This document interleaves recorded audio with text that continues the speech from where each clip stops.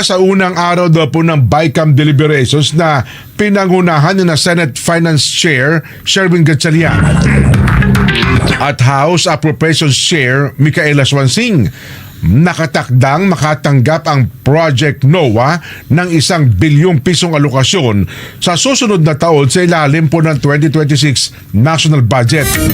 Inaprubahan ito kasabay ng iba pang amendments sa 18 billion pesos budget para sa state universities and colleges sa bansa. Sinabi po ni Congresswoman Swansing na dapat makipagtulungan ang UP, University of the Philippines Resilience Institute sa Department of Public Works and Highways o DPWH pagdating daw po sa disenyo at monitoring ng flood control projects.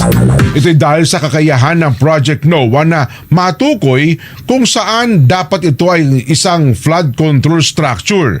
Ayon po naman kay Negros Occidental Representative Javi Benitez, may kakayahan din ng Project NOAA na gumawa ng real-time high-quality hazard maps na ginagamit din ng mga lokal na pamahalaan para sa kanilang disaster management and resilience program. Ayun!